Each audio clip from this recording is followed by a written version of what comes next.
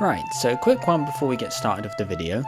This is a thank you to Rosie Rebecca, a fellow YouTuber who I met at the Audrey Extravaganza. She's been kindly supporting this channel via their cool website, which casts a spotlight on a number of YouTubers. Link to the website is in the description. A link to her YouTube channel is also in the description. I'd highly recommend checking it out and subscribing to them. Without further ado, let's get on with the video. Did anyone else get creeped out or straight up scared by the most random stuff? As someone who's lived with anxiety for the majority of their lifespan, it's happened to me an embarrassing amount of times. But since I make YouTube videos about Thomas now, I'm actually going to address it for the world to hear. Like, imagine your young self deciding to watch some Thomas the Tank Engine and just vibing, only for all of a sudden this moment that triggers your senses to go into fight or flight mode.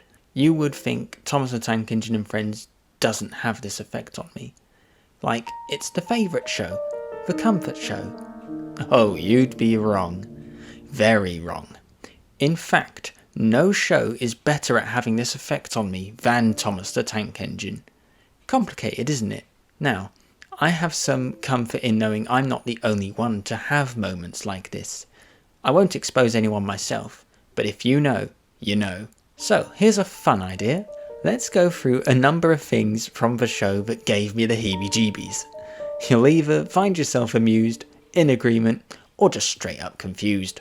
So, without further ado, let's cover 10 things from Thomas the Tank Engine that definitely scared me.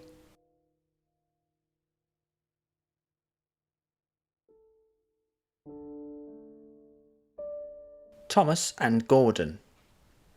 The beginning of the episode. Yes, the very first shot in the very first episode creeps me out. To be honest, I feel like this is a more common opinion that a Thomas engine just smiling at you seems pretty intimidating. And here you see Thomas doing just that in what appears to be the middle of nowhere. This one never really had that much of an effect on me as a child. It's actually one that's gotten worse with age. I think it's worse in picture format, where Thomas is just going to be staring forever in silence with absolutely no movement. This recreation of Thomas's first illustration is likely some test shots of the model, and they thought, let's knock two birds with one stone, get some usable footage out of this. I used to think they just propped Thomas on a track in front of a background, but if you look closely, you can see it's actually the Quarry tramway set.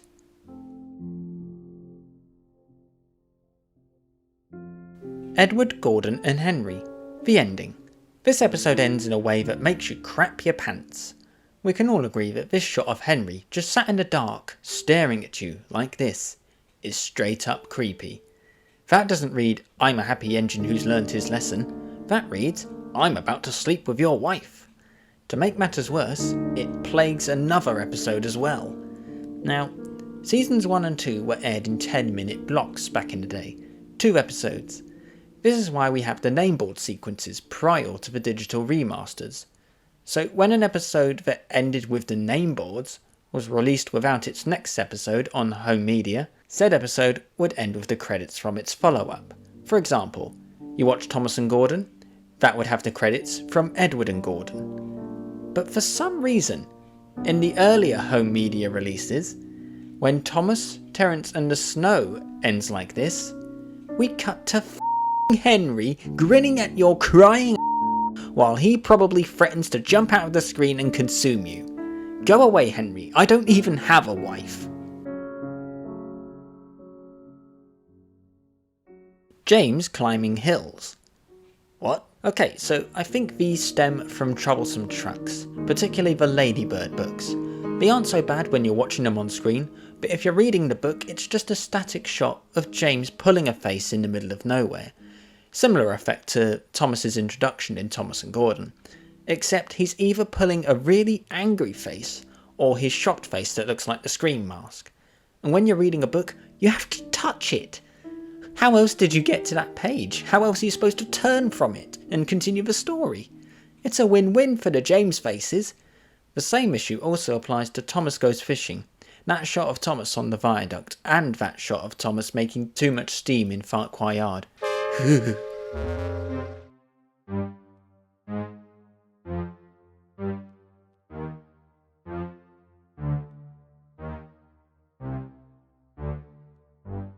Tenders and turntables.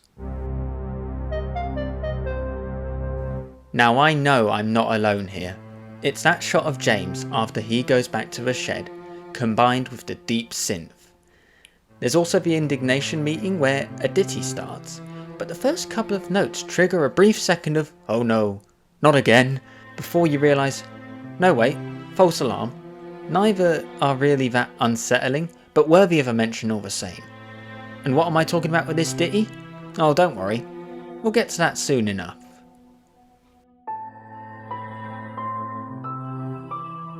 Percy's wincing face and Thomas's smiling face. I put these two together because on their own, neither is really significant enough of a point to make. We're looking at Percy runs away and down the mine. Percy's wincing face is all kinds of what the hell. All the wincing faces in this series are interesting, to say the least, but Percy gets the prize for the most grotesque.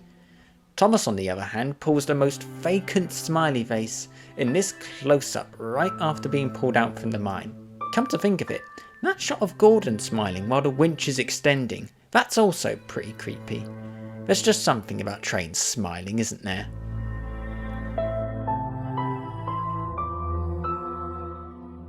Percy breaks the buffers.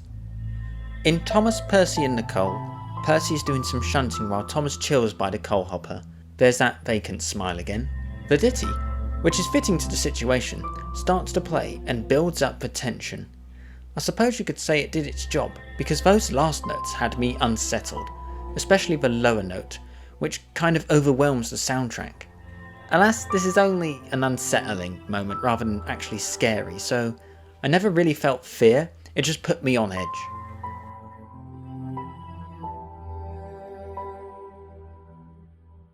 Cows. But Gordon. The narrator tells us that Edward saw only too well, but the camera shows us that Gordon saw into our souls and he was not impressed.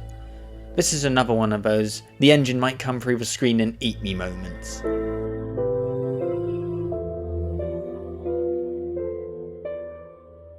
Saved from scrap.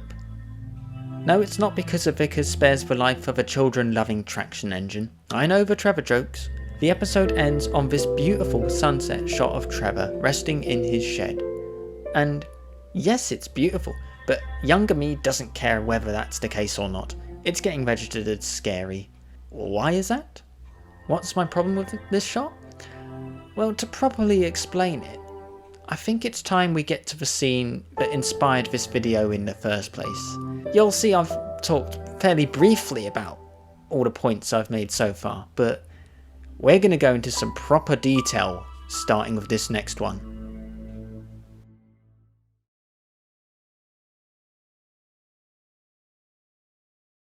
Thomas and Gordon, but the ending. I think I had a fear of the colour orange when I was a wee toddler. Very difficult to explain, but I feel like this episode probably had something to do with it. So Gordon's just taken Thomas for a run and it's knackered the poor engine out. There's not really any soundtrack or ambience, except for a turntable ditty, which is cool. Gordon laughs at Thomas. And then, Thomas isn't making any puffing sounds. Instead, the soundtrack is using synth to sound like chuffing. This is also the first time we see Thomas's tired face, which thanks to this scene, I also find unsettling. Things look alright in this panning shot of Thomas, just going to get a drink, and Ringo does his bit, and then, we cut to Thomas with that tired face again, in a still of him taking the drink, right as a new tune begins. Popularly known as Thomas's sad theme, this synthy tune is already scaring me. I think just by cutting to this, both visually and with the soundtrack, this counts as a jump scare, and that's probably why it first got me. And then, oh lord, and then, We fade to the viaduct at sunset. This is the only time we see it in this lighting, and to be fair, it's beautiful, but that's just me appreciating it as an artist and getting off track. Let's go back to Kid Me that decided this scene was scary. That synth music is getting deeper, by the way, so now we have to spend the rest of the episode watching Thomas crossing the viaduct. And good lord, the synth whacks you with some kind of choir in a manner of notes that will never not scare me. I think I was legitimately traumatised by this one. It is undoubtedly the biggest offender you'll find on this list. After that horrific experience, the synth is back and deeper than ever before, just humming away, proud of its evil deed that it executed on a poor innocent child just wanting to watch some Thomas. This is the biggest offender just for the chain of fears that followed it. To start with, I was always creeped out by the tired Thomas face, but I've already explained that one. Watching this episode became a completely different experience, where I'd be enjoying it, but also psyching myself up for that ending. The episode feeling more unsettling as we get closer to that viaduct shot. And of course, Thomas's sad theme became a trigger. Any episode that played this would become a warning sign telling me, careful, that theme you don't like is going to play soon. So that drags Thomas and the trucks, Thomas and the breakdown train, Thomas in trouble, and Thomas and Trevor into this mess. And to top it off, this scene even made its way into my nightmares many years ago. I vividly remember that it went I was on a viaduct while that music was playing, and then when that synth choir hits, a demonically possessed Thomas races across the viaduct and successfully runs me over. I wish I was making this up. I've spent long enough on this one. There's one more that I would like to cover.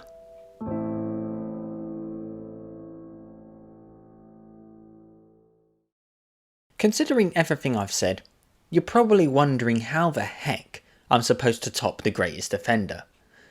Well, Thomas and Trevor has the answer. This one is basically a mashup of Thomas and Gordon and Save from Scrap, and you may already know now where this is going. The episode is spent dreading the ending that draws nearer, at least on rewatch. Now, I can enjoy Thomas and Gordon regardless of the ending, but to this day, I never really feel comfortable watching Thomas and Trevor. Why is that? So by this point, I've seen Thomas and Gordon, I've seen Save from Scrap. Both of those have moments I prefer not to visit. Thomas and Trevor, after that eerily sad moment where Thomas consoles his new friend, decides to do a very brief flute ditty. And you think, oh, things must be perking up. But nope, let's mash up some of your scary moments and make a scary baby. Trevor is sat in his shed, with the camera at a slightly different angle, and Thomas's sad theme begins, without him even being in the scene. Oh boy, here we go. But wait, the camera is panning closer to Trevor. The shot is moving, but that puffing synth doesn't kick in, and you're wondering, why not? Confused enough to be taken by surprise by that synth choir. Oh god, I hate that synth choir. But it's okay, it's done. Things calm down from here. No, wait, the tune takes a completely different turn while we keep getting closer to Trevor. It turns into Trevor's sleepy theme, which I think a lot of fans like, and it's fair, I get it. But that synth doing its own thing while suddenly creepy funfair-like music starts belting out in Trevor's melody, it throws you on a completely terrifying emotional roller coaster. Like, this is how gamers feel when their boss reveals that it wasn't even their final form. The scary music evolved. So here's a fun fact. I found a comment about this theme during prep for the video, and when I read it, it made so much sense as to why Trevor's sleepy theme is the way it is. The theme starts off with Thomas's sad theme because Trevor is reminiscing about his work with Thomas. Then it transitions into a mellow variant of Trevor's theme as he finally falls asleep. His lullaby, if you will. Finally, I can really appreciate this theme with a much better understanding of why it does what it does. Cheers, Danny, for your words of wisdom. This is the last time any variant of Thomas's sad theme is heard, and the only time that Trevor's sleepy theme is heard. So, good riddance to that sad theme. So there are 10 moments in Thomas the Tank Engine that I decided warranted talking about in a crazy video of scary Thomas things. I tried to cover them in a chronological order and going from memory, so there's possibly other things from season 1 that got me, and of course we've only just started with season 2. If you enjoyed this video and want a sequel, then that's something I can arrange. The Clearwater era of Thomas definitely gave us a few moments to list here, but the Brit Allcroft seasons are not off the hook. It's very likely we'll be taking a glimpse at those in the sequel. I just want to make a point that by no means am I criticising the work of any crew members on the show. None of these points are an attack on the creative efforts behind the team, who undoubtedly have done an outstanding performance. It should actually be taken as a compliment to know that, despite the various instances of striking fear into a child, that they'd still come back for more and even endure those scares again and again, just out of pure love for the content. All of the points in this video were nothing more than my opinions and personal experiences. I would never call these classic seasons bad, it simply isn't true. I think it's safe to say that once I got to the age of realising Thomas wasn't real, the level of fear these moments struck in me decreased dramatically. Some moments, not so much, but you can probably tell which ones. That's pretty much it for this video. Feel free to share any Thomas moments that got you. Maybe we have common ground, or perhaps we can all just laugh at our ridiculous fears over talking train shows together. Enjoy the rest of whatever time of day you're watching this, and I'll be back with another video very soon.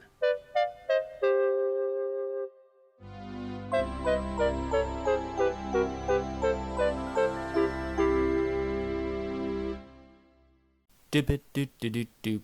Meh.